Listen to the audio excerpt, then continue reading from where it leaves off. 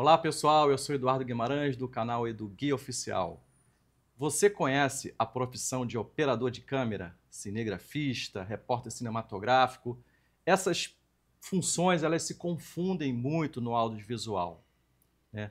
Tecnicamente, o operador de câmera ele tem ali a subordinação de um diretor de imagem, um diretor de fotografia, o repórter cinematográfico já tem mais autonomia, o cinegrafista, na verdade, é um apelido para as duas funções de operador de câmera e repórter cinematográfico. Todo mundo conhece como cinegrafista, né?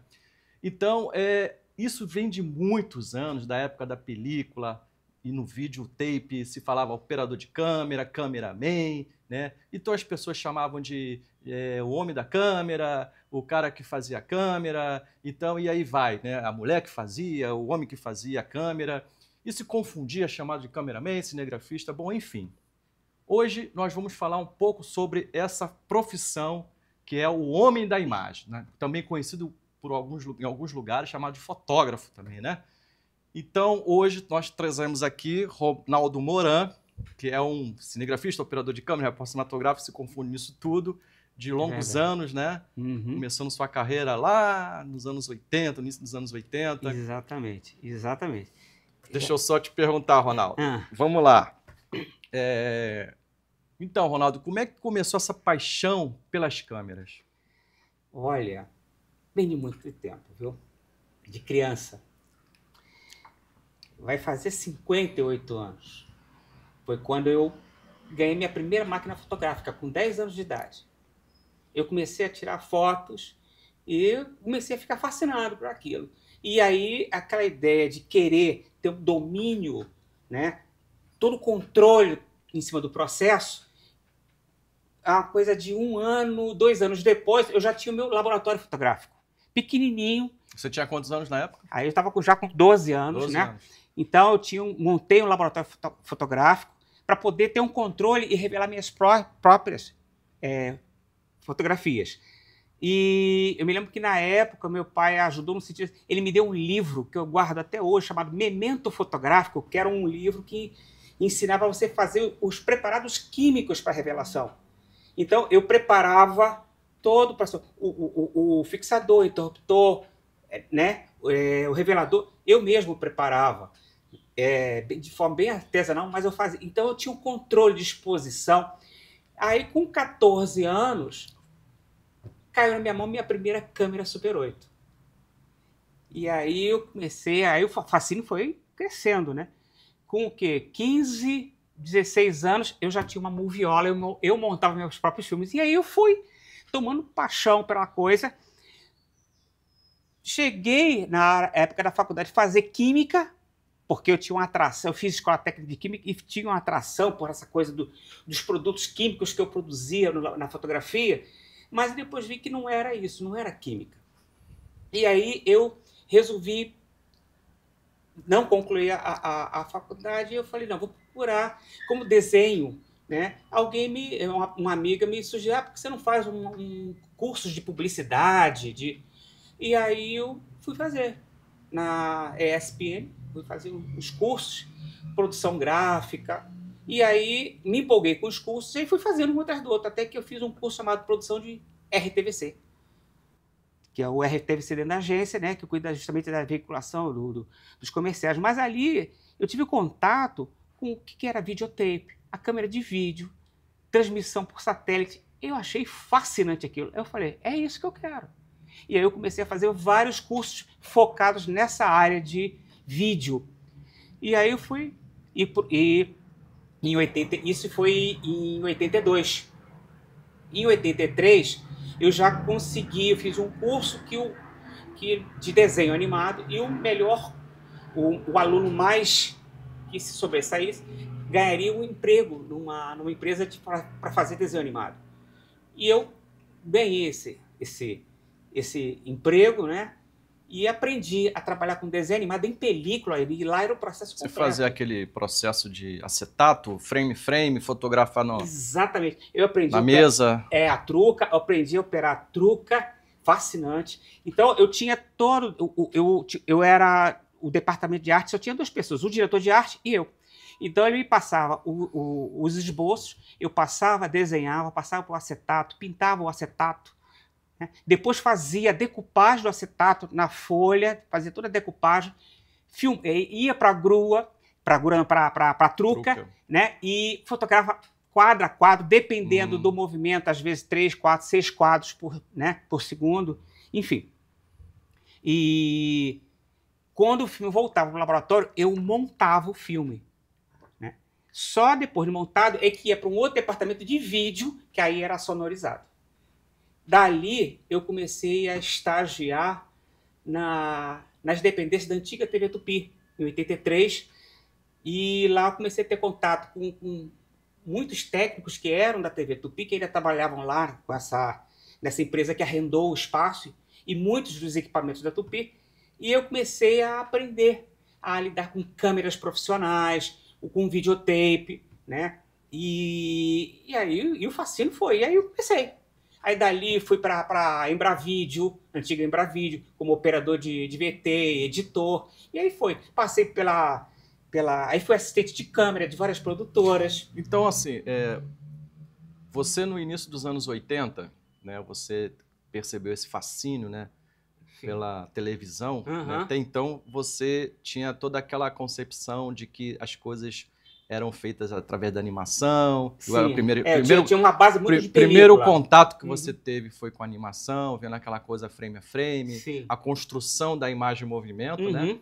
E aí você, assim, no início dos anos 80, você teve a oportunidade de fazer trabalhos em outras produtoras. E aí, qual foi o primeiro momento que você realmente começou a operar a câmera? Bem, na época, em 85 para 86, eu fui para a antiga Globovídeo, que lá se fazia copiagem de fitas, né, aquela coisa. E lá eu era operador de VT, operava VTs de 1 polegada e editor, porque eu já tinha sido editor na Embravídeo. E ali eu fiquei até que em 87 eu saí e fui para o SBT, porque estavam precisando de um câmera, né, justamente para reportagem. Eles tinham câmera de manhã e não tinham câmera para a equipe da tarde. E aí eu fui. Aí foi um momento que eu fui diretamente para a câmera, já como repórter cinematográfico. E aí eu engrenei, foi direto. 87, 88, quer dizer, desde o final de 87, né? Em 88 eu tirei o registro profissional, né, de repórter cinematográfico, e desde então, aí passei lá em 87, fui até 91, em 90 fiquei na Globo também, aí fiquei SBT e Globo, e fiquei até 94 na Globo como repórter cinematográfico. Depois saí e fiquei fazendo reportagem cinematográfica freela. E em 2003 fui para a Band, fiquei até 2005 como repórter cinematográfico também lá para Rede 21 e para a Band. Vamos voltar no tempo, né, um pouquinho. Você trabalhou como operador de câmera. Sim. Né, e você trabalhou também como repórter cinematográfico. O que você diria para os nossos espectadores a diferença entre operador de câmera e repórter cinematográfico? Olha, o operador de câmera, ele basicamente só opera a câmera, porque tem um monte de pessoas que estão ali para dar suporte para ele. Então, por exemplo, atualmente, uma coisa até que eu acho assim, eu fico assim meio... O câmera só bota a mão na câmera quando a câmera está pronta. Ele não participa de do alinhamento, do ajuste da câmera. Ele fica distante. Eu acho, eu sou raiz, então o câmera tem que participar do seu instrumento. Sim, mas né? Você não acha que, por exemplo, no caso de produtoras, é um pouco diferente, né? Normalmente produtora, a quantidade de funções ela é muito maior em relação a uma televisão. Por exemplo, você tem um operador de câmera numa produtora que ele tem, em tese, a obrigação de conhecer o equipamento para fazer os seus ajustes. Na televisão, vamos dizer assim, cada macaco no seu galho, cada um tem a sua função ali para operador de vídeo, o sistema, tal, cada um faz o seu. E o operador, como uma questão né, até da questão da regulamentação da profissão, ela diz que você só opera, você não tem, o ajuste não é feito por você, entendeu? Então, assim, por exemplo, você tem o caso do operador de vídeo no estúdio e tal. Sim, sim. Então, essa diferença está por aí. Mas na produtora é um pouco diferente. Você tem que ter um pouco mais de bagagem. Na televisão, eu sei que lá tem o cara, o assistente de câmera, que é assistente audiovisual agora, né? Que monta tudo, ajusta. Mas eu acho que o câmera pode estar participando disso. Não, além de poder participar, eu acho que até por uma questão de carreira, a pessoa, quanto mais conhecimento tem, melhor. Exatamente. Até então, era um requisito, por exemplo, para algumas emissoras, não vou citar aqui o nome, mas para que você entrasse na área de operações, né, você teria que ter um curso técnico, né? Então, você não entrava como um verde, você entrava com conhecimento de eletrônica, basicamente elétrica, eletrônica. Então, aquilo não era muita novidade para você. Era só uma questão de treinamento para você se adequar ao equipamento. Aí eu te pergunto, o que é o trabalho do operador de câmera e o trabalho do repórter cinematográfico?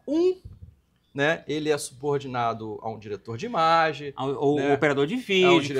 É um diretor de novela, vamos dizer, um caso assim. Sim, e tal. sim. E o outro, ele tem mais autonomia, que é o caso do repórter cinematográfico. O que você me diria, qual é, por exemplo, as pessoas às vezes perguntam, eu queria aprender a operar a câmera. É uma coisa que as pessoas às vezes não entendem, né? Isso é uma questão técnica e uma questão de concepção. Para mim, né, a câmera é a ferramenta, né? Sim. Então, é tipo você ser motorista, ter uma habilitação, você pode dirigir o carro que você tiver qualificado para dirigir, habilitado, ou no caso, que você tenha aptidão, vamos dizer, né? Então, você não vai dirigir uma Fórmula 1, uma Ferrari, logo de cara. Você tem que minimamente se acostumar. Então, câmera é a mesma coisa. Tudo é uma questão de ergometria e tal, enfim, e de você se adequar ao modelo do equipamento, até fazer um treinamentozinho rápido para você se adequar. Então, vários modelos de câmera de ombro, câmera de mão, etc e tal, câmeras mais complexas, que tem uma cangalha a mais. E aí eu te pergunto, o que é mais importante? A pessoa aprender, tipo assim, eu quero aprender a filmar. O que quer dizer aprender a filmar? É exatamente a pessoa ter uma bagagem intelectual para usar a câmera como ferramenta ou aprender a mexer na câmera? O que é mais importante aí, na sua visão?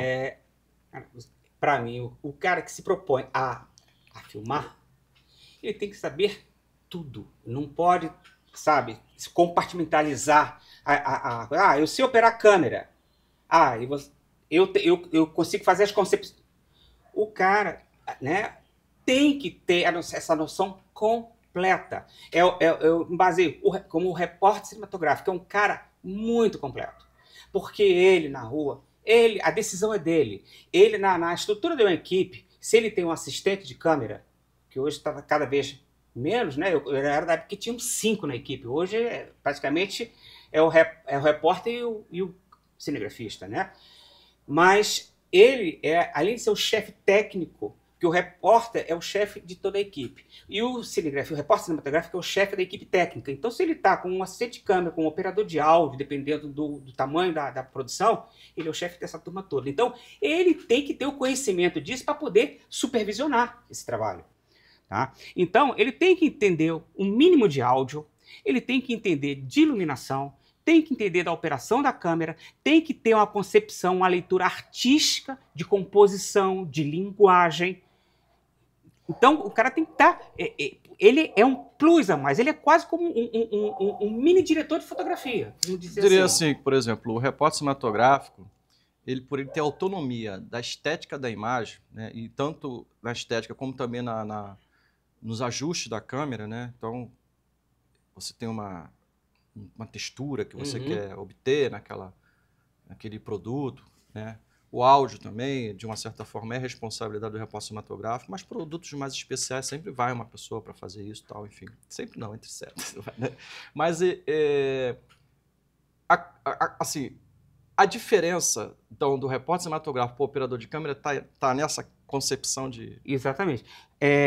De maior conhecimento, porque na rua ele está sozinho.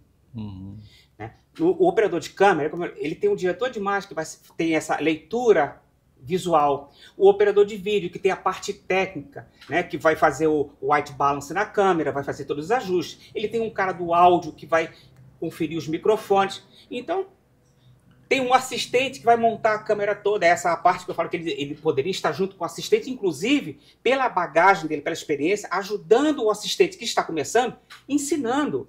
De repente, o assistente é um futuro operador de câmera. Então, ele ali supervisionando justamente a ferramenta que ele vai trabalhar. Né? E qual seria o requisito básico, né, para uma pessoa se tornar um operador de câmera em repórter cinematográfico?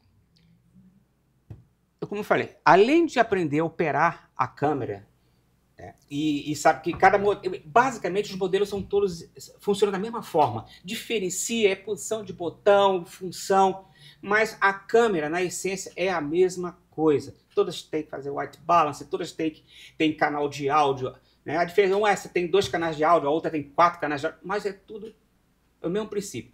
Ele entendendo isso, como faz o alinhamento, mesmo que as câmeras hoje façam backfoco, ajuste automático backfoco, ele tem que saber ajustar manualmente backfoco. Tecnicamente, ele tem que conhecer a câmera. Agora, assim, na questão de criação, de técnicas de artística, técnicas de fotografia. Conhecer a linguagem cinematográfica. Os planos, tá? Pelo menos um resumo. Na verdade, são 13 planos cinematográficos. Tá? E referente ao enquadramento. Sim. Porque existem as composições, como plano conjunto, como plano lateral, né? Tomada lateral. Isso é composição. Mas em termos de proporção, existem 13 proporções. Né? Ele tem que conhecer isso. Então cita aí as 13. Vamos lá. Plano panorâmico, grande plano geral, plano inteiro. Mas é mais fácil você falar assim. Começa desse tamanho e vai fazendo assim. Mas aí precisa. Não, vai falando. Vai falando que eu vou fazer um desenho aqui, vai. Plano geral. Olha só. Plano geral vamos botar assim desenho. Existem 3 categorias. Os planos gerais, que são os planos de situação. Ele situa espacialmente o espectador aonde acontece. Então, ele privilegia o quê? O panorama. O fundo. É aquele, geralmente, numa montagem clássica, é o que diz para o nosso espectador. A história acontece em tal cidade. Então vai mostrar aquela imagem da cidade. São os planos de situação, são os planos gerais. Panorâmico, grande plano geral, plano geral e o plano inteiro, que pega o personagem da cabeça aos pés, ainda mostrando onde ele está. Tá? Então esses são os 4 primeiros planos. Depois vem os planos de ação. Esses planos já começam a mostrar o que o personagem, quem é o personagem e o que ele está fazendo. Então já começa no famoso plano americano, na altura dos joelhos, né? Porque ali você já, aonde ele está já foi identificado. Então no enquadramento não precisa mais mostrar. Então no plano americano já está mostrando uma ação. É um plano muito versátil que mostra a ação e ainda mostra a posição. Né? Tem entre eles o plano cowboy, é o wide full shot, que é um plano que passou a ser considerado de uns 3, 4 anos para cá, porque desde 85 que se usa muito, principalmente nos filmes de ação, esse plano no meio das coxas. Mas o pessoal chama, é um plano americano no meio das coxas. Mas de tantos filmes, principalmente os filmes de super-heróis usarem, começou a se dar um nome. É o wide full shot. Em inglês, aqui a gente chama de plano cowboy, no meio das coxas. Depois, plano médio. Depois, plano médio curto, na altura do umbigo. Então, são esses planos de ação, que mostra que o cara está puxando uma arma, está levantando a mão, está fazendo plano de ação. Depois desses, tá? Então, americano, cowboy, médio e médio curto. Ok, esses 4 de ação. Depois disso, vem os planos da emoção. São os planos mais fechados. É onde você começa a prestar atenção na reação facial do ator. Se ele está nervoso, se ele está feliz, se ele está transpirando. Então começa com plano médio curto, com meio primeiro plano, depois o primeiro plano, primeiríssimo primeiro plano, primeiríssimo plano e o plano detalhe. Esses são 5. Né? Plano detalhe já seria fechado na pupila do olho dele. O primeiríssimo plano seria assim. Né? O primeiríssimo primeiro plano seria aqui assim. Tá? Primeiro plano seria no topo do ombro e meio primeiro plano seria aqui na altura do peito.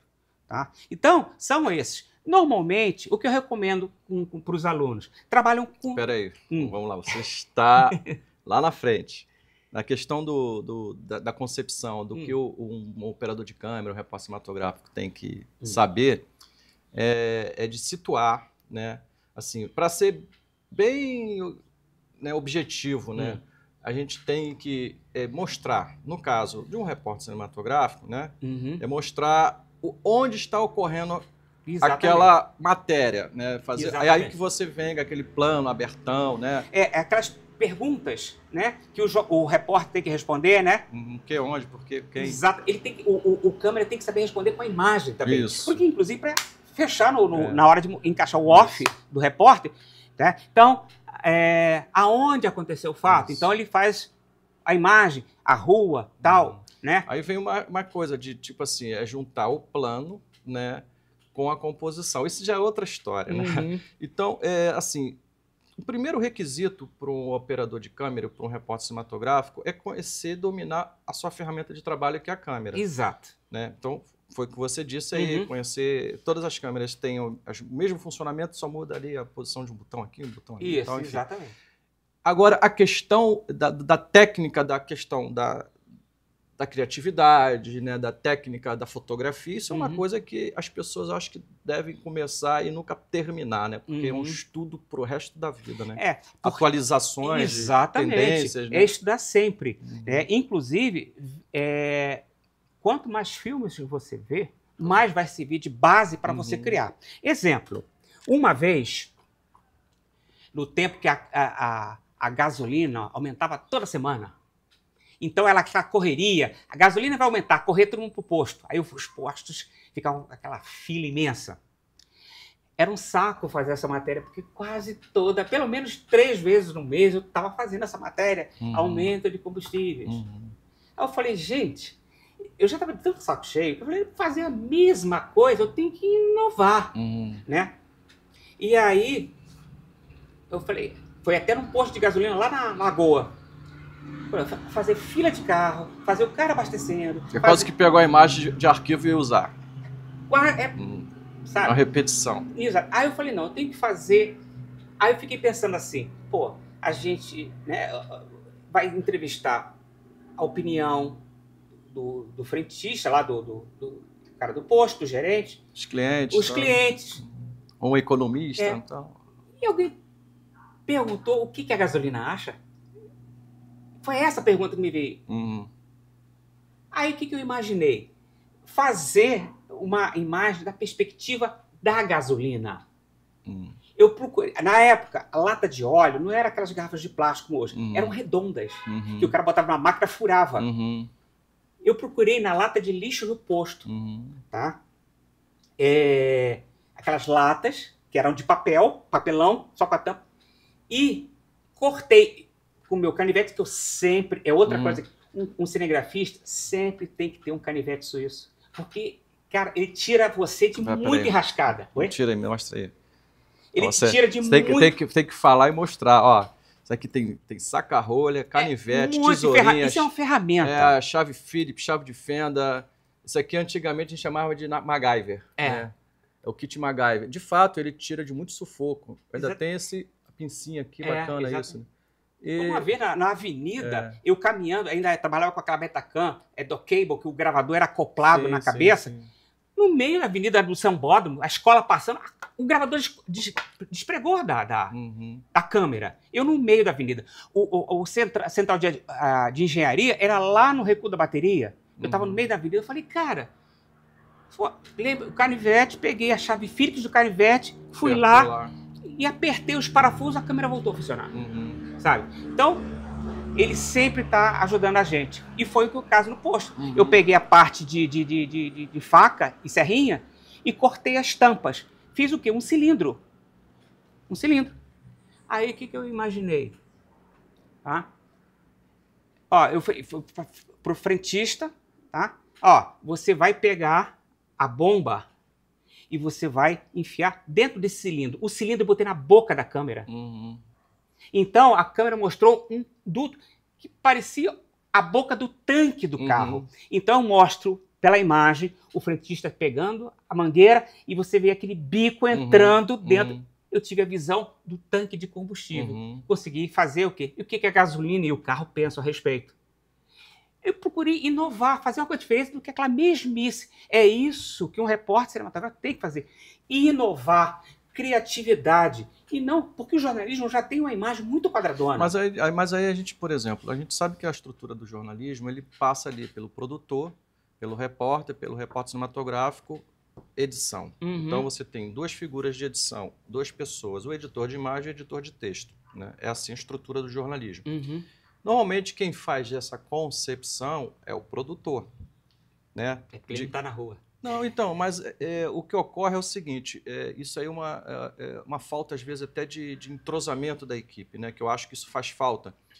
Porque quando você tem ali uma equipe que, tipo assim, ó, nós vamos fazer uma matéria especial, por isso que, às vezes, tem que se distinguir o que é uma matéria especial, uma matéria factual, né? E uma matéria produzida. Eu diria que seria uma matéria produzida, onde você tem a figura, assim, do produtor, né? Que o repórter não é ele que, em tese, ele que resolve um monte de coisa na rua, mas em tese o produtor tem que entregar as coisas prontas, meio que encaminhadas para o repórter executar.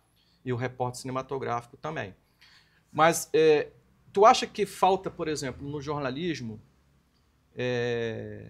mais assim, esse entrosamento do produtor com a equipe que vai fazer aquela matéria? Porque, por experiência, né, de anos também, eu observo que às vezes, tipo assim, vai lá e faz. Não tem uma conversa. Não, e de você querer resolver as coisas muito em cima da hora e com horário, prazo para entregar, e você, esse processo de criatividade, às vezes, ele vai por terra em função de você ter que entregar aquilo muito rápido e a tua criatividade fica um pouco comprometida. E até porque não existe uma indicação de produção para isso. Pois é. Porque o produtor, tá? Ele teria, para poder ajudar no processo criativo, ele teria que ter noção cinematográfica, e não tem. Os produtores de jornalismo só estudaram jornalismo. Não, sim, mas aí tem um outro detalhe, né? Porque é muito diferente. É o que eu estava falando, essa questão do entrosamento da equipe. O produtor pode não ter esse tipo de entrosamento, mas por ele estar em contato, ele que está produzindo, que é uma falta, a maior falta que existe dentro das televisões é a figura do produtor. É ele que tem que entregar mastigadinho para o repórter. Muitas das vezes a gente faz que o repórter produz, o cinegrafista produz, é tudo feito na rua e é a gente que produz tudo. Tudo bem. De tipo assim, olha, eu tô com uma ideia assim, assim, assado, o que a gente pode pensar sobre isso? O que a gente pode fazer para fazer uma matéria bonitinha, com, de repente, com os gráficos, uma animação, se for o caso? Porque esse tipo de entrosamento que a gente percebe que não acontece muito, né? E eu sinto falta disso, que às vezes... Porque eles não têm essa vivência, essa leitura mais criativa, eles não têm. Os produtores não têm, porque são pessoas que estudaram só jornalismo. Para você ter uma ideia, né? No jornalismo, você vai fazer uma faculdade de jornalismo, você tem uma disciplina de fotojornalismo, que eles tendo essa noção de linguagem cinematográfica, que na disciplina de reportagem, né, de cinejornalismo, ensinaria, já daria um start para o processo criativo deles. Certo. Porque eles têm a noção da linguagem, sabe? Aí eles poderiam fazer o que eu faço. Eu procuro associar, né, a linguagem cinematográfica com a linguagem jornalística. Certo. Então eu procuro sempre fazer uma coisa muito mais bonita, né, do que simplesmente uma coisa factual. Eu acho que é o seguinte, o repórter e o repórter cinematográfico, né, eles dois têm que estar sempre bem entrosados. Sim, sim. Porque é para os dois, ou dizer até que os outros membros da equipe, né, todo mundo junto, né, fazer uma matéria só, fazer um produto só, pensar todo mundo para entregar o melhor possível. Sim. Mas às vezes o repórter pensa de uma maneira, o cinegrafista pensa da outra e não se entrosa. Isso também é um problema que a gente vê muito hoje em dia, que as coisas têm que ser embrulhado e mandado para poder ir para o ar logo, o imediatismo do factual, tem isso, né? Mas, voltando um pouco no tempo aqui, fala um pouquinho da sua experiência, das coberturas jornalísticas, das matérias que você já fez e o que você tem a dizer sobre o dia a dia de um repórter cinematográfico. Como é que é o dia a dia de um repórter cinematográfico? Como é que você acha que tem que ser? Como é que é, na verdade, assim, no real, e como você acha que deve ser? Um troço até que eu esqueci de falar na minha trajetória, que eu falei, repórter, mas eu trabalhei como operador de câmera para dramaturgia, na Band, em especial. Depois a gente fala sobre isso. E na TVE também. A gente vai falar sobre isso um pouquinho. Vamos lá, fala um pouquinho o que você acha que o repórter cinematográfico deve ser no dia a dia e o repórter cinematográfico. Vamos falar sobre o repórter cinematográfico. A primeira coisa que eu sempre falo, antes de botar o pé na rua, testa teu equipamento. Você tem que ter certeza que aquele equipamento está funcionando corretamente. Bate branco. Eu rendi um colega na rua. Ele me passou a câmera, ele está funcionando. Não confia. Ela pode pifar no meio do caminho. Ele usou e ela pifou logo em seguida. Tá? Tem câmeras, tá? É raro hoje em dia, mas tem câmeras que tem problema de climatização. Eram câmeras que você não poderia ir para a praia fazer uma matéria de verão porque ela pifava por causa do calor. Entende? Ela desalinhava todo o conjunto óptico, enfim. Então, tem equipamento que... o cara acabou de fazer uma imagem, fez uma matéria de praia. Aí, de repente, a câmera tem esse problema. Aí, tá bacana, fiz a matéria. Aí, quando tu pega a câmera começa a ter um problema de climatização. E você confiou, sai pra rua e a câmera não funciona. Então, testa antes de sair. É o primeiro passo. Tá? Lá, quando tá a caminho, o que o repórter tem que fazer? Perguntar para a repórter, né? Qual é a matéria? Como é que ela pensa em explorar a matéria? Aí ela vai dizer, é fulano, coisa e tal. A gente vai fazer as imagens disso. Procura explorar as imagens disso.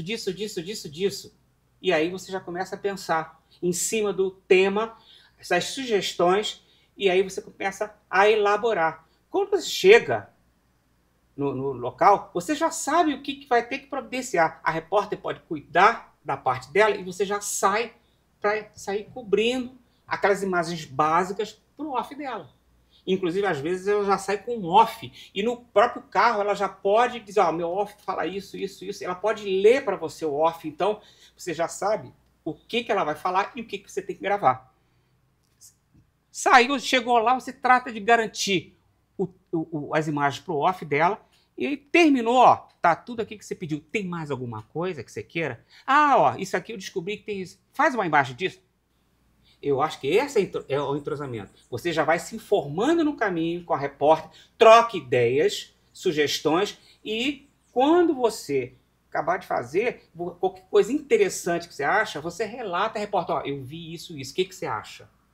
Tá? Quer que eu faça? Eu fiz isso, você vai usar?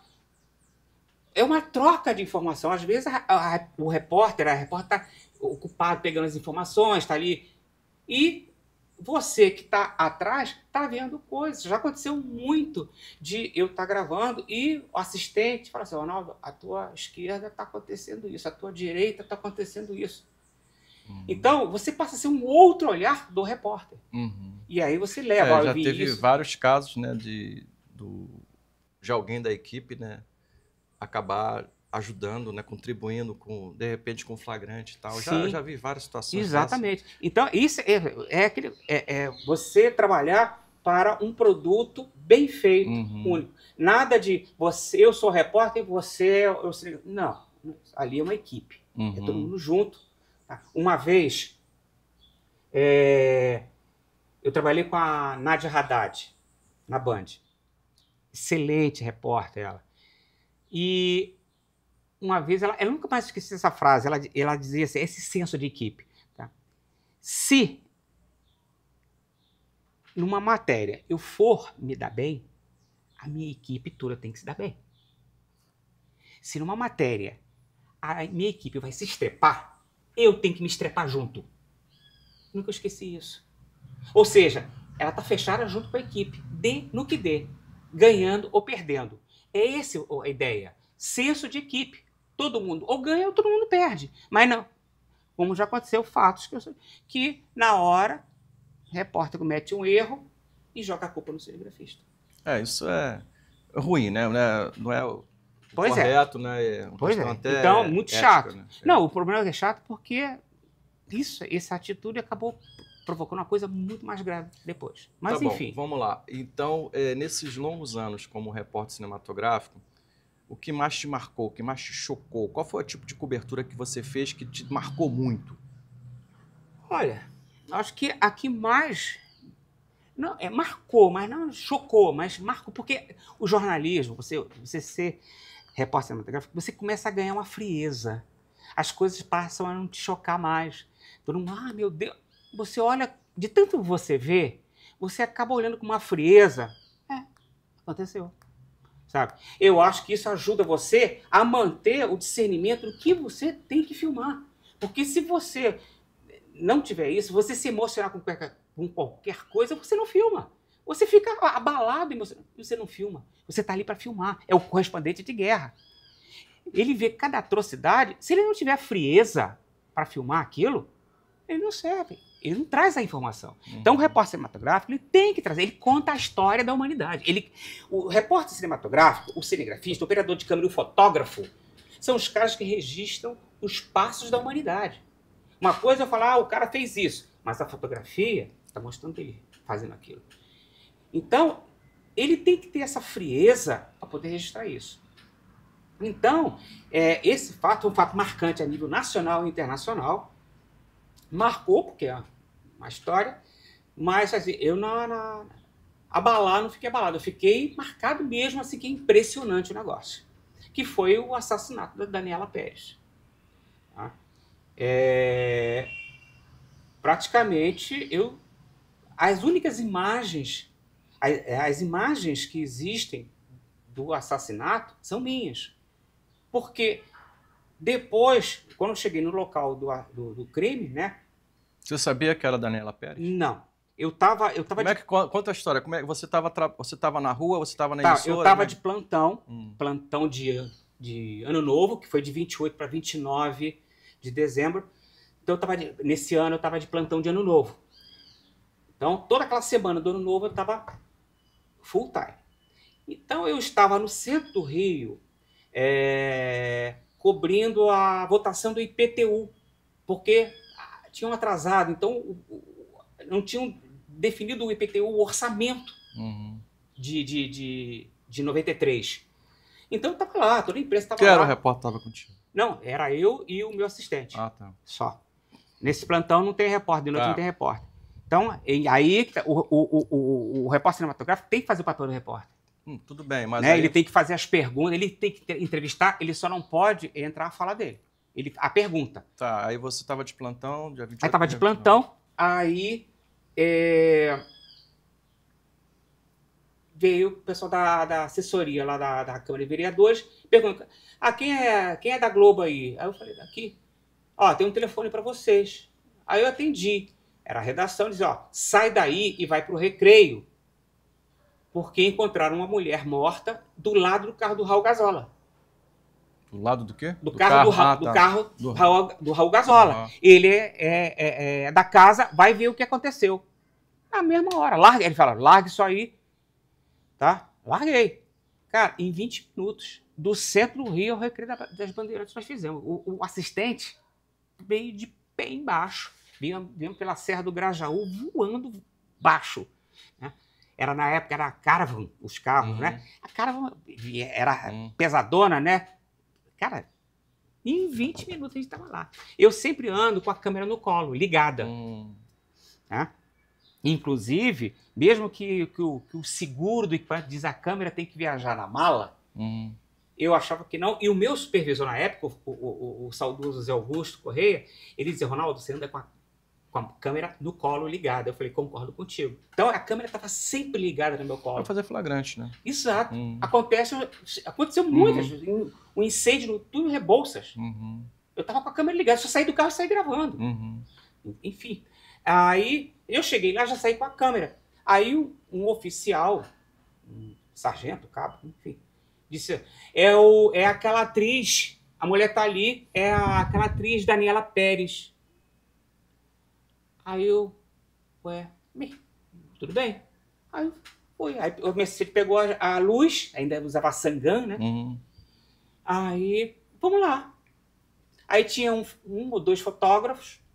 Depois, eu acho que uns 20 minutos depois, chegou a equipe da Manchete. Por isso que eu digo que as imagens que existem, né, são minhas, porque a Manchete acabou. E se perderam as imagens do jornalismo deles. Né? Então, as imagens que existem, até o documentário da Glória Pérez, lá na HBO, aquelas imagens são minhas.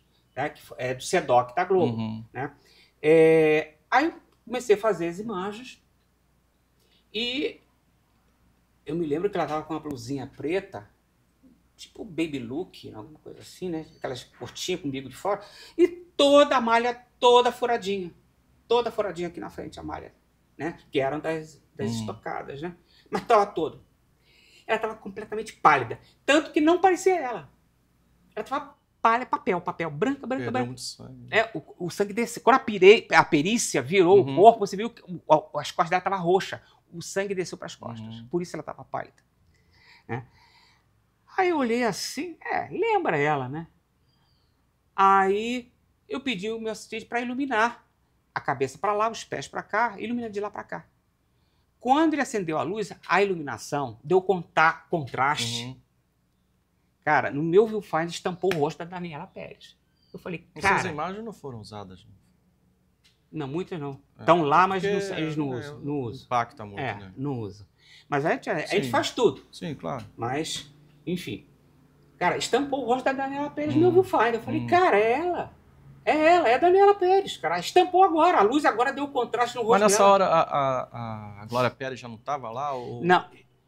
Pouco depois, chegou a Glória Pérez com o Raul Gazola e muitos atores da Globo. É porque ela saiu da Taiko, né? Ela saiu da Taiko. Exatamente. Na extinta Taiko, né? Exatamente. Ela foi para lá. Parou no posto de gasolina e dali parece que dali que aconteceu a história. Ela posto de gasolina para lá. Chamaram ela, o cara ligou para vem aqui que eu preciso falar contigo. Enfim. Aí ele se encontrou.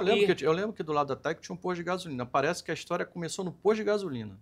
Ela saindo do posto de gasolina, dali parece que acho que ele abordou ela. Né, e dali foi para. Pois é. Avenida das Américas. Ali. É ali perto do Hospital Rio Mar, bem antes, né, na entrada que hoje é um condomínio. Tá? Eu sempre digo, pessoal, ali tem uma guarita agora do condomínio. Você recua uns 15 metros... Naquela época era bem abandonado, estava tudo em Era só mata, era tudo madurado. Só tinha um hospital lá no fundo, só. Mais nada, era só mata. Esse hospital nem existe mais. Não, existe, o Rio Mar existe. Tá? Aí eu falo, anda 15 metros da guarita para trás, tu olha para a tua direita e você vai ver a árvore que estava no corpo dela. Aqui era um arbusto, na época ela estava crescendo. Aí chegou, tudo bem. Aí o Gazola, né, virou pra gente e falou, galera, eu sei que vocês têm que filmar, têm que fotografar, é o papel de vocês, certo? A gente está sofrendo muito. Então vamos fazer um acordo aqui, filma e fotografa o que vocês quiserem e depois não faz mais nada. Aí todo mundo, combinado. Aí todos eles ficaram quietinhos, o Gazola abraçado com a Glória Pérez, chorando. E nego filmou. Daí todo mundo baixou a câmera e ficamos aguardando. Já tinham todo mundo fotografado e filmado. Aguardando a perícia. Aí a perícia chegou, fomos lá, e foi todo mundo. Aí foi a hora que a gente viu eles virando o corpo. E tal. Nesse intervalo, quando nós voltamos lá pra frente, chegou esbaforido, assim, atrasadão, o índio, o fotógrafo do jornal O Povo. E ele chegou naquela desesperado, chegou atrasado, né? E começou a tirar foto do Raul, da Glória, de todo mundo. O Vitor Fasano, que não percebeu que ele não estava lá na hora, que não viu que ele chegou atrasado, achou que ele tinha quebrado a palavra dele. A palavra, o acordo que tinha sido feito. Sim. Né? E aí o Vitor Fasano partiu para cima dele. Ô, meu irmão, para com isso, aquela coisa assim. E os dois começou a confusão. Né? E aí foi um tal de puxa para cá, puxa para lá, para, abaixa essa câmera, coisa toda, acabou a câmera caindo no chão. Né? E aí começou a discussão. Aí veio os policiais, para isso tudo. Aí que o índio falou, pô, cheguei agora, pô, o cara começa... Aí, para. Aí o índio falou, não, eu quero ir para a 16ª porque eles quebraram a minha câmera. Aí o oficial lá disse, não, vamos todos para a 16ª porque tem que registrar o BO da ocorrência. No que ele falou isso, cara, foi um tal de todo mundo entrar dentro dos carros e sair batido para a 16ª. Você já tinha recolhido o corpo, já, não sei. Não, ainda não. Ainda não, o corpo ficou lá. Tá? Ainda tá, a perícia ainda estava lá. Né? Aí correu todo mundo para a 16ª. Aí chegamos, né? E sabe como é? Quando a gente corre, a gente corre que nem um louco, né? E foi parando os carros na frente da delegacia, aí ficou todo mundo lá esperando. Eu sentado em cima do capô. Mas aí nesse que você não fez o momento que virou o corpo na perícia? Tá? Virou o corpo, eu vi, tá? Eu tinha recolhido o corpo aí no rabecão, né? Não tinha recolhido, mas vi. Eu não me lembro se eu fiz a imagem de virando o corpo. Eu sei que eu vi eles virando, mas eu não sei se eu acho que eu não fiz, não. Aí vocês foram para a delegacia? Para a delegacia, aí ficamos lá esperando. O que vai acontecer agora? Todo mundo olha assim, eu sentado em cima do capô do carro, com a câmera no joelho ligada, exatamente apontando, né? Eu tenho até um amigo aí que toda vez que ele me encontra, fala assim, poxa, Ronaldo, bastava você fazer assim. Porque ele sabia que eu não gravei. Por quê? Veio o Raul Gazola abraçado com a Glória Pérez para a delegacia, os dois chorando. Nesse momento, ela até comenta isso no documentário, mas não tem mais porque ninguém fez. Tá? O Guilherme de Pádua abraça os dois e os três começam a chorar copiosamente. Aí alguém do grupo nosso falou assim, pô, é o cara que faz par com a menina na novela. Vamos fotografar? Aí outro falou assim, não, porque a gente já deu nossa palavra, não vamos fazer mais nada. Nessa hora, ninguém fez nada. Eu não apertei o botão da câmera, nem o outro, e ninguém tirou a foto. Ou seja, a imagem do assassino com a mãe da vítima, né, chorando, ninguém fez. Ficou perdida. Mas a palavra que vocês tinham dado era lá no local, não na delegacia. Mas eu ia apertar o botão. Como o cara falou isso, eu tirei o botão. Eu apertava. Desligava o talho, qualquer coisa assim. Mas é o que eu falo. Tá? Acho que o repórter cinematográfico está acostumado a levar esporro. Depois leva o esporro. É o que eu falo para os meus alunos. Ética é bonito na sala de aula, no quadro. Não, mas ali é uma questão de registro. É um registro histórico, então eu acho que a imprensa não pode ser cerceada disso. Sim, mas você deu a palavra, então ali todo mundo lembra, vamos ser éticos, nós demos nossa palavra. Eu entendo. Todo mundo foi ético, mas o fato de todos serem éticos perderam a imagem do ano. Então a ética aí não funcionou, porque a verdade deixou de ser mostrada. E é o que eu falo, quando a verdade não é mostrada, a ética perdeu o sentido. Mas acho que mas eu não digo nem questão de ética, é uma questão de bom senso, né? Quando foi falado que existia um acordo, né, feito no local onde o corpo dela ainda estava, até se entende, porque a família ficou, né, muito emocionada e queria evitar aquele movimento da imprensa ali, tipo assim, vocês fazem, daqui a pouco vocês... É igual quando você vai entrar dentro de ambiente que tem uma reunião privada, né, normalmente quando tem autoridade, libera a imprensa por um tempo, depois sai todo mundo, ninguém faz mais nada, fica só aguardando a coletiva e tal, enfim. Mas numa questão de delegacia, é uma questão de bom senso. Né? Sim, mas passou. Tanto então, que eu ia gravar. Na hora que o cara falou isso, eu tirei aí você observa, né, um fato desse, né, que abalou, né, a sociedade como um todo, né? Sim, sim. Você vê a capacidade que o ser humano tem, né, de mesmo ter cometido um assassinato, ainda friamente, ainda consolar a família, né? Não, e o pior, não tinha terminado aí, não. Porque aí ficamos lá, quando acabou, eu falei, não tem mais nada aqui, vamos voltar para a emissora. Já estava na hora já eram 7 horas da manhã, 6 ou 7 horas da manhã. Tinha que fazer a rendição. Na hora que eu tô lá na Globo, lá na UPJ, né, entregando câmera, entregando equipamento, aí tá lá a primeira edição do RJ. Aí a gente vê o Guilherme de Pádua sendo preso. Um suposto assassino. Eu e o meu assistente ficamos olhando para a reportagem. Você tinha acabado de fazer, ele foi... Quem é que fez isso aqui? Quem é que estava de plantão que fez isso? Eu sei que estava lá no RJTV. Tá? Tava lá. Aí a gente ficou olhando assim, ou ele estava suspeito, mas assim. Aí eu fiquei olhando assim. Devia ser imagem de arquivo, não? Ou era a imagem dele sendo Eu preso? lembro que tinha, na imagem que apareceu, tava lá o Guilherme, tinha policiais. Eu não me lembro se estavam prendendo. Eu sei que tinha. Estava no RJ. Né? Primeira edição, logo de manhã. Eu fiquei olhando, o meu assistente olhou para lá, olhou para mim, aquela tipo assim, a gente não fez a imagem do cara. O cara é assassino. A gente literalmente ficou com cara de mané. Entendi. Esse ainda fechou com isso. E essa tirando a da Neila Pérez, teve mais alguma situação assim de rua que te abalou muito? Não. Fatos, assim, quase que entrou para a história, foi também a última imagem do Ulisses Guimarães.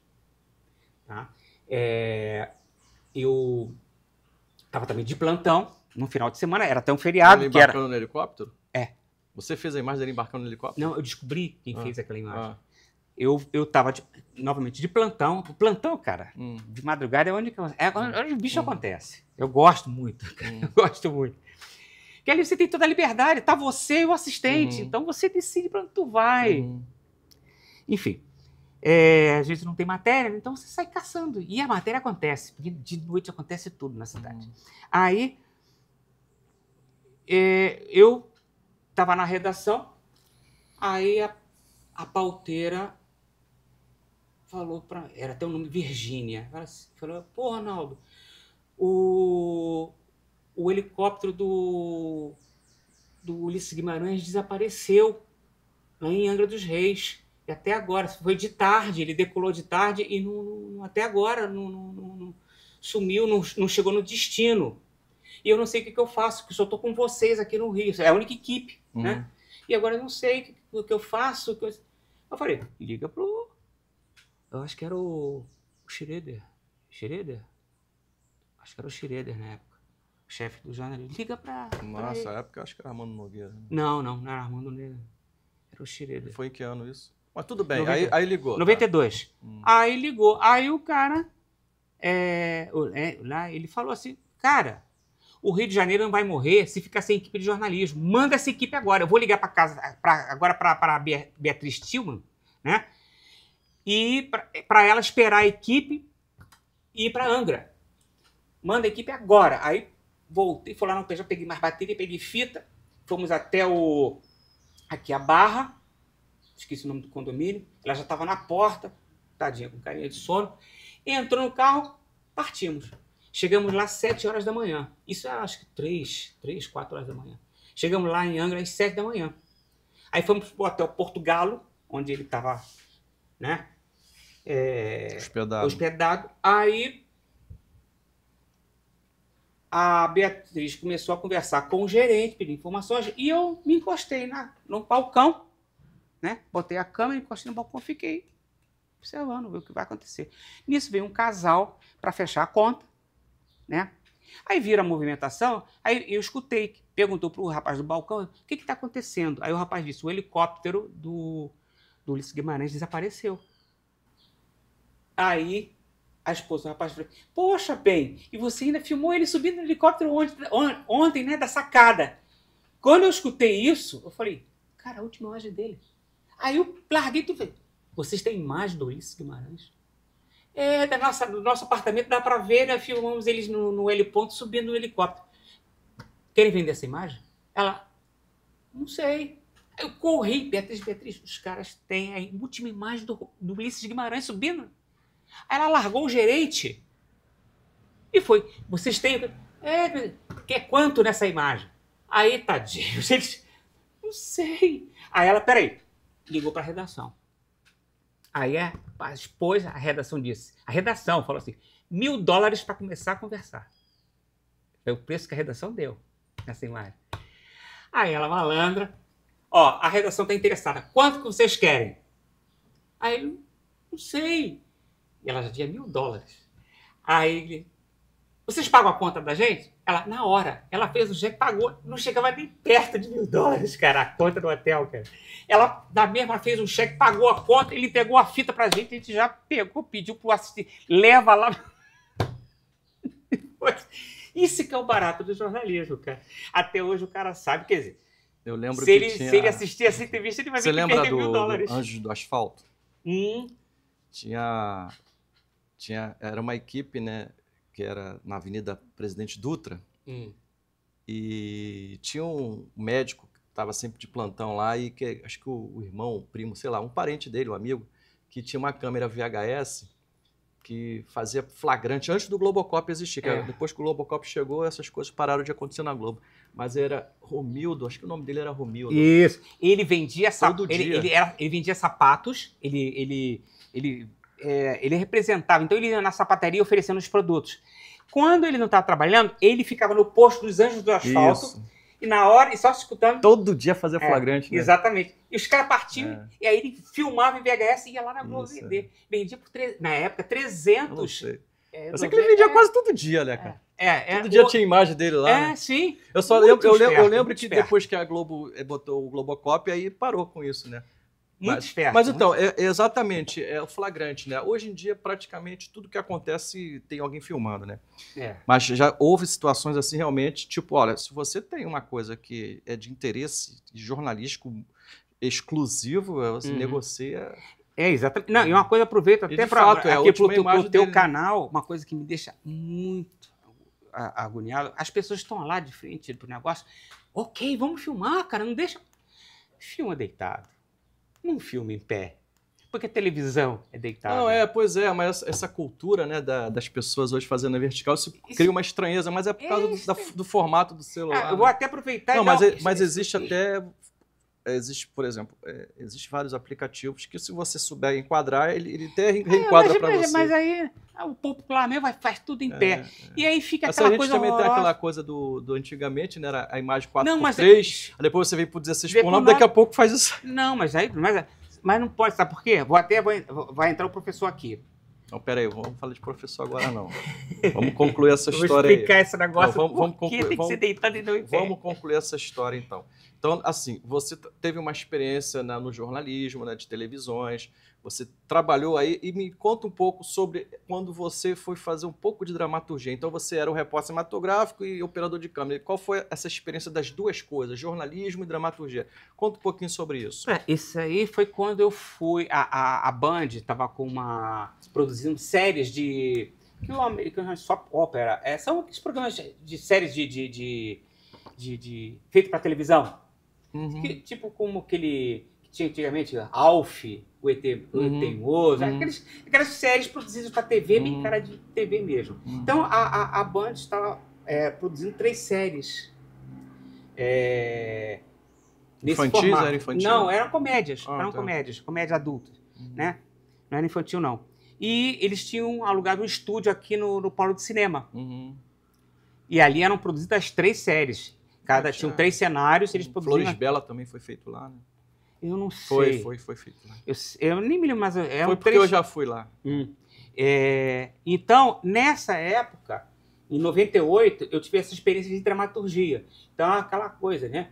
O diretor faz a passagem, né? Os atores fazem toda a cena, os câmeras têm que ficar prestando atenção, o deslocamento dos atores, aquele cara vai levantar, vai ir até aquela porta, o outro vai ir até no bar, né? Ele usa, o câmera tem que prestar atenção, né? Assim, o diretor está dirigindo e o câmera está lá, olhando para ver. Não, o câmera tem que estar prestando atenção em toda a cena. Porque na hora que o diretor pedir, acompanha o cara, ele tem que saber para onde que o cara vai. Então, isso é uma coisa, assim, trabalhar mais em equipe, né? Porque o repórter cinematográfico tem autonomia, a imagem é toda dele. O operador de câmera, ele já tem que trabalhar sincronizado com outras câmeras. Por isso que é tipo assim, quando sai dali, que vai para da tua vai para dele. Se você estiver dormindo na cena, você perde. Exatamente. Perde foco. Exatamente. Você esquecer que o cara, quando levanta do sofá, ele vai para o quarto e você fica esperando ele na porta de saída, sabe? Enfim, um exemplo. Por isso que eu gosto do repórter cinematográfico, porque ele tem autonomia, ele se dirige, ele tem essa autonomia. E aí você pode, quanto mais bagagem cultural você tiver, você pode explorar todo esse potencial criativo, né? Principalmente nas matérias culturais, que é feita com calma, exposição de arte. Como você definiria assim... que o operador de câmera, ele trabalha em equipe, sincronizado com outras câmeras, ele não pode dormir no ponto, senão ele quebra a cara. Tudo bem. Exato. É mais ou menos isso. Tá bom. Para tu ter uma ideia, Uma vez mandaram eu com o André Trigueiro. Ele ainda era estagiário. Aí mandaram fazer lá no centro do Rio uma exposição de arte de noite. Aí era uma exposição de arte circular. Você entrava para um espaço, aí você começava a olhar as obras, você rodava. Quando chegar no final, já era a porta de saída. Uhum. Aí eu fiquei assim, tá, eu vou fazer as imagens aqui, mas eu gostava de fazer movimento. Uhum. Não é aquele quadro, quadro, quadro. Eu pegava aqui, aí entra a criatividade. Ver o movimento das linhas. Aí você vê, se as linhas apontam, segue esse movimento, pega aqui, dá dinâmica na imagem. Não fica mostrando o quadrinho parado. Isso qualquer um faz. Agora, procura enxergar esses movimentos, né, as linhas dinâmicas de uma imagem, e você pode usar a câmera para seguir essas linhas. Só dando uma pausa aí. Isso aí não é ensinado. Isso aí é uma questão de cada um buscar. Não, mas aí que tá. Esse é o problema. Eu ensino. Não, pera aí, calma. Ainda a gente vai chegar lá. Eu ensino. O que eu tô querendo dizer é o seguinte. A bagagem de cada profissional está na cultura, né, que a pessoa adquiriu ao longo do seu tempo. Então, isso não é uma coisa que você mas não tô aprende assim. Não, mas porque você começa a trabalhar e você fica, às vezes, né, meio que, né, bitolado. Aí individualmente, cada um busca o seu. Exatamente, por isso que eu digo, aí você estuda sempre. Aquela coisa que você explorou não quer dizer que todo mundo tem esse conhecimento. Não, exato. Mas por isso que eu digo, estude sempre, para ampliar a sua criatividade. Tá, aí vamos lá, para o espectador tudo bem. Saber como é que foi o desenrolar disso. Aí eu fiquei olhando, fiz as imagens, fiz os movimentozinhos. Eu falei, aí tinha que gravar passagem. Eu falei, pô, fazer uma passagem paradinha. Eu falei, de novo, né? Aí eu falei, pô, esse negócio é circular. E se eu rodasse isso com o repórter parado e o fundo rodasse? Uhum. Eu falei, cara, preciso de um dolly na câmera. Olha, o assistente foi tão legal que ele, dali do centro, ele foi no Jardim Botânico buscar o dolly, porque a gente não tinha um dolly no carro. Ele trouxe o dolly, montei o dolly no tripé e falei pro André, ó, você vai ficar parado, eu vou enquadrar você no centro, eu vou girar, fazer 360 graus no tempo da tua passagem. Ele ia girando, né, junto. Ele ia girando o tronco. Isso. Sabe? Cara, ficou um espetáculo. Sabe? Ele parado e o fundo rodando. As pessoas não vomitaram. Não, olha só. Fica tonto. Olha só. É isso. Ficou espetacular. Aquela exposição rodando em volta dele, cara. Cara, eu rodei ele aqui, eu rodei com a câmera em volta dele. Só isso. E ele foi corrigindo assim, ele só girou o tronco, né? Ficou lindo. Ok, voltamos para a redação. Aí, depois ele voltou. E aí, como é que ficou? Não vamos usar não. Por quê? Não, só vou usar coberto, a minha passagem vai entrar. Por quê? Não, porque isso ficou tão espetacular que vai roubar a atenção do público, eles vão prestar atenção no cenário e vão prestar atenção em mim. É possível, é possível. É possível. Exatamente. Eu entendo. É por isso que, às vezes, eu por exemplo, eu costumo dizer o seguinte, o espectador, ele está mais preocupado, né, em saber o conteúdo do que o repórter está, principalmente na passagem, eu estou dizendo na passagem, né, o que ele tem a dizer, né, prestando atenção no que ele está dizendo, do que o fundo. O fundo, se roubar a cena, e as pessoas vão ficar mais prestando atenção no fundo do que no que a pessoa está dizendo. Pois é, por isso que eu entendo que ele é frustrante. Então, eu acho que na hora que a passagem ela tem que ser interativa a partir do momento que você está no local dos fatos. Tipo, né, ou você apontar para alguma coisa, né? Eu digo que colocar o fundo em sintonia com o texto dele, sim, porque claro. aí o olhar do público é que vai... Se você tem uma passagem que ela é muito espetacular e fica competindo, né? Pois é, eu entendi. Eu falo assim, foi frustrante porque a gente produziu... Mas eu entendi, realmente, porque fico aí falando assim, tá espetacular demais. Mas essa passagem ela tinha que combinar com um pedaço do off de trás ou para dar segmento depois.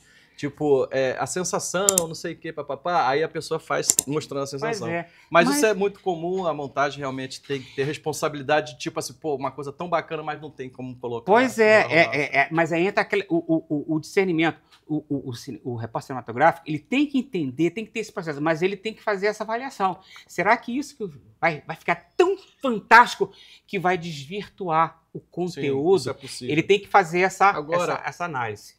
Agora, Ronaldo, conta um pouco aí. Aí você teve essa experiência, né, no Super 8, você começou lá fazendo com acetato, fazendo algumas animações, né? E aí você depois teve uma experiência de laboratório, ou seja, você foi conhecendo os dois lados, né? Tanto na montagem como... Isso é muito bom, porque o profissional que ele capta e ele mesmo monta, ele já sabe o que precisa, né? Isso facilita um pouco, né, até o trabalho de quem vai montar. Se colocar na posição de um editor, né? Tipo assim, é melhor sobrar do que faltar. Você, depois de toda essa experiência já em televisão, já contou essa história aqui, quando é que apertou lá o botãozinho de professor? Olha, nos anos 90, eu estava numa produtora, eu estava em parceria numa produtora, então eu dividi o espaço nessa produtora, né? E eu resolvi fazer um curso nessa produtora, que até um amigo nosso, que depois veio fazer a faculdade, fez esse curso comigo. Foi o primeiro, né? Eu fiz um cursinho básico, bem básico mesmo, de noção de câmera, né? Eu gostei da experiência. Depois disso, eu conheci uma professora da Estácio e ela me procurou. Eu não me lembro agora como é que ela... Eu acho que foi através de um parente meu. Ela era do Centro Espírita Leon Denis, de Marechal Hermes, e lá eles tinham transmissão ao vivo, né? E eles estavam querendo contratar pessoas da comunidade para ser operadores de câmera da Casa Espírita. E aí, através de um parente, ela entrou em contato comigo, perguntando se eu não dava um treinamento. E aí, fui de novo dar um treinamento lá para a sala de aula. Dali, os melhores eles iam selecionar e contratar como câmera lá da Casa Espírita para fazer as transmissões ao vivo das palestras, né? Foi a segunda experiência. Eu continuei gostando, né? Eu falei, cara, isso é muito legal. O que aconteceu? Eu fiz a faculdade de cinema, né? Bem mais tarde, eu fiz, quando pude, né? Privada.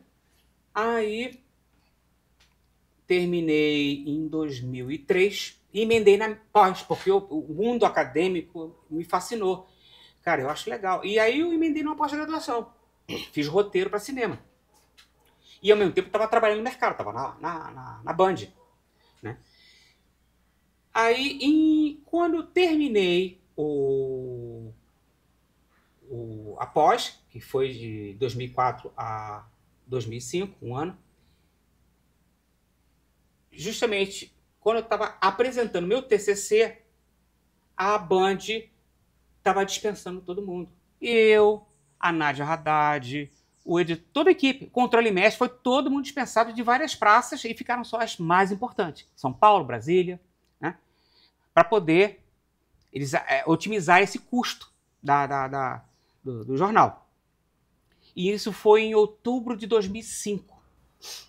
Então eu estava cumprindo o aviso prévio, quando meu filho ligou para mim e disse, ó, pai, a Estácio ligou para você, quer falar contigo. Eu falei, tá bom. Aí liguei para a pessoa. Foi minha coordenadora do curso de cinema na época. Ela disse, Ronaldo, estou precisando de você. Porque começou um curso novo na Estácio, de produção audiovisual, e tem uma disciplina chamada Operação de Câmera. E aí, como não tem nenhum câmera no mercado com um nível superior, a gente contratou um jornalista e um operador de câmera. E isso está gerando problema, porque os dois em sala de aula está dando um certo problema lá. Então, a gente precisa de um professor de operação de câmera, e você é o único do mercado. Aí que eu descobri que eu era o único operador de câmera com nível superior. Disponível para dar aula. Exato, porque eu tinha a faculdade e a pós-graduação. Uhum. Então eu estava preparado, eu estava entregando meu TCC. Uhum. Né? Aí eu, tá bom. Aí fui lá em novembro, aí eles entreguei a documentação, ele, perfeito, tá? Você começa em março. Vou fazer agora, mês que vem, 19 anos do mundo acadêmico. Aí eu saí da parte mais operacional de TV, Uhum. né? E foquei na área acadêmica, aí me especializei e levei toda a expertise, todas essas décadas, profissionalmente são 42 anos, né? Eu comecei em 83, 42 anos de toda expertise, levei para o mundo acadêmico, mas com toda a bagagem teórica, e hoje eu dou justamente isso. Eu dou oficina de operação de câmera, dou aula de linguagem cinematográfica, toda esse necessário, aula de fotografia, né, de iluminação. Eu dou toda essa parte voltada para a minha área no universo, na universidade, nesse universo acadêmico. Né? Agora, fala um pouco agora sobre a sua experiência, né, como professor do curso Praticâmera. O que você observa hoje no mercado, que está aumentando o número de filmmakers, vamos dizer assim, pessoas que têm uma câmera e começam a fazer seus próprios trabalhos, e como é que está a procura, a demanda assim, para esses cursos? Você usou um termo que eu não suporto, que é esse tal de filmmaker. O filmmaker em inglês é cineasta, né? Cineasta independente, vamos dizer assim. Tudo bem, mas vamos lá. Enfim, para mim ainda só aqui é raiz, é operador de câmera, não, mas não mas aí tudo bem. Mas enfim, é só de curiosidade. O que aconteceu? Em 2010, 2011, eu estava com a minha produtora no Polo de Cinema. E o Polo de Cinema começou a promover vários cursos de iluminação e de operação de câmera. E aí, como eu tinha um escritório lá, era um dos associados, ele perguntou se eu não gostaria de dar o curso. Aí dei lá para 2 turmas, dei curso. De novo, né, esse contato, assim, fora do... isso foi em 2010, eu já estava na Estácio. Mas essa experiência fora da Estácio, de eu poder conduzir focado na câmera, eu achei muito legal. Ok, quando eu saí de lá, eu resolvi abrir meu próprio curso. Falei, vou aproveitar o espaço. Aí, em Jacarepaguá, descobri um estúdio em 2012. Aí saí de lá em 2011, 2012, aluguei o espaço, montei tudo e comecei a dar o curso de operação de câmera que chamava Rio Digital, uma coisa assim. Aí tive 2 turmas em 2012, 2013. Até então eu estava ainda fazendo produções, fiz pilotos para séries, enfim. Junto com ainda no mundo acadêmico, mas aí por minha conta, né? Porque eu produzia as coisas sempre com o meu dinheiro. Então, eu estava produzindo pilotos, juntava dinheiro e produzia. Né? Aí eu resolvi partir para essa parte de cursos de forma independente. Fui no ano de 2013, coincidiu que em 2013 eu comecei a treinar os alunos para participarem do Rock in Rio, que era uma parceria da Estácio com o Rock in Rio. E durante esse treino, muitos alunos que gostaram perguntaram se eu dava aula particular. Eu falei, cara, eu tenho um curso particular, sim, né? E muitos acabaram a oficina lá do Rock in Rio, participaram do Rock in Rio, se inscreveram no meu curso. Tá? E em 2014 eu saí de lá. O espaço que eu alugava, uma empresa quis arrendar todo aquele espaço, eu tive que sair. Né? Eles iam alugar o prédio inteiro. Aí saí, fiquei 14, 15, até 16. 3 anos. Fazendo as oficinas, dando oficina para Rock in Rio. E os alunos sempre perguntam, professor, você não dá aula particular? Não, no momento não. Então, eles ficaram insistindo tanto assim, que me motivou a voltar a abrir o curso. Aí, em 2016, resolvi a voltar. Eu estava com os equipamentos ainda todos guardados, né? Eu falei, não, eu vou abrir de novo. Aí eu abri, uma aluna minha, que era minha parceira lá na época, sugeriu o nome, porque era curso câmera. Aí ela sugeriu o nome Praticâmera, porque era um curso totalmente prático. Uhum. E aí surgiu Praticâmera. E aí, desde 2016, que eu alugo espaço no Recreio e tenho oferecido esse curso. São 4 meses de curso, aula no final de semana e prático, aula teórica online, para dar aquelas noções de linguagem cinematográfica, aquela parte, mas ele é todo prático. Então o aluno eu procuro mostrar para ele cada vertente. Então ele aprende a operar câmera no ombro, câmera no tripé, reportagem cinematográfica, drone, se eu não conseguir botar câmera subaquática, Steady. Ensina a operar Steady, Movie, né? Agora a gente está vindo com câmera robótica também, PTZ, enfim. Porque o aluno, ele experimenta cada função daquela. E ele se identifica, gostei dessa. A gente mostra, existe isso, isso, isso. Você escolhe para onde você quer. Legal. Ser especialista em qual dessas. A gente não... você vai sair um senhor operador de câmera PTZ, um senhor operador de... Não, porque os próprios cursos que a pessoa se especializa depois. Né? Exatamente. Agora, então vende teu peixe aí. Quando é que vai abrir a próxima turma? A gente está com a turma agora entre março e abril, dependendo só da pessoa que está se inscrevendo, ou março ou abril. A gente vai abrir e são 4 meses, vai se estender em junho e julho. E qual é o diferencial desse curso? É porque nós temos exercícios que ninguém tem. Tá? Nós temos agora, eu vou implantar um exercício com laser que ninguém faz. E também dá direito a registro profissional, Exatamente. Né? O nosso curso é reconhecido pelo sindicato e a gente dá registro profissional também. Então o aluno tem direito a tirar o registro de operador de câmera.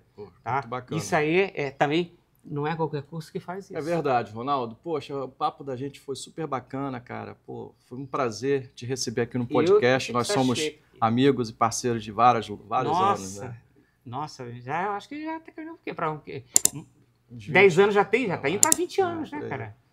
Por aí. Isso aí. Então, assim, acho que você é uma das pessoas que tem muita energia, né? Muito gás ainda, né? Que tá aquela coisa, vou pendurar a chuteira, não pendurar nada. A educação faz parte, né, do seu dia a dia. Não, né? eu por mim ainda tá longe, mas, enfim, eu tô ansioso para começar as aulas. Eu vim de férias agora, mas já tô ansioso para ir para a sala de aula, para o curso começar, porque eu me divirto dando aula. Então vamos lá, fala aí, como é que as pessoas podem se matricular no seu curso? Eles podem acessar o site. Fala qual é o site. www.praticamera.com, né? E lá no menu acadêmico tem a ficha de inscrição. Fazendo a inscrição, chega para nós a informação e a gente envia o link onde a pessoa pode escolher a forma de pagamento. Quais são os dias? As aulas são aos sábados, o dia inteiro de 8 às 18, durante 4 meses. O curso tem 210 horas, que são 180 horas de curso, né? Mais 30 horas práticas, que a gente vai fazer com empresas parceiras. A gente indica, a gente manda os alunos trabalharem ali, completar as 30 horas exigidas pelo sindicato para o registro profissional.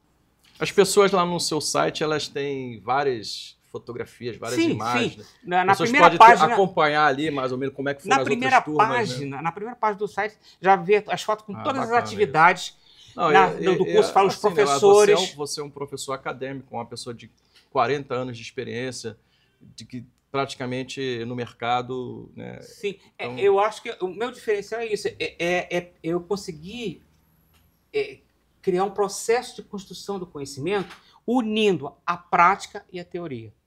Tá? Então, o aluno começa a aprender, tanto na faculdade quanto aqui, no processo, uma coisa encadeando na outra. Eu acho que o teu curso, eu conheço bem, ele não só prepara, né, o aluno para ser operador de câmera, ele prepara o aluno para ser um empreendedor. Exatamente. Porque ele tem um conhecimento abrangente sobre produção de vídeo, não somente operação de câmera, ele tem conhecimento, né, de iluminação, conhecimento de som, né, de reportagem, né, de simulações de teledramaturgia. Tal, muitos alunos no curso montaram suas produtoras e hoje vivem disso. Outros viraram, estão na Globo, enfim. Porque a gente pode tem muita gente na Globo que saiu do curso. Tem. Tem a Fernanda Felício, isso aqui foi uma coisa fantástica. Ela terminou o nosso curso em dezembro e em janeiro ela foi contratada pela Globo. Então, isso é maravilhoso. Isso é maravilhoso. Ronaldo, poxa, cara. Valeu, irmão. Muito bom ter Brigadão ter você aqui no nosso podcast. Poxa, sucesso aí no teu curso. Nós estamos juntos. Isso aí. Enfim. Pô, gente, aí agora no próximo podcast, mais um profissional estará presente aqui para trocar um pouco da sua experiência, falar da sua carreira. Bom, enfim, esse é o objetivo aqui do nosso canal, né? O nosso canal é sobre cinematografia, sobre cinema, né? Making off, bastidores como todo, né? Dicas, cursos, e a gente vai estar acompanhando de perto aqui o curso do Ronaldo Moran no Praticâmera. E você aí que ainda não se inscreveu, vai lá, entra no site www.praticamera.com, vê lá as outras turmas como é que foram, vê lá muitos alunos já hoje trabalham na Globo, estão aí empreendendo na sua profissão. Valeu, gente. Até a próxima aí, toda quinta-feira às 19 horas.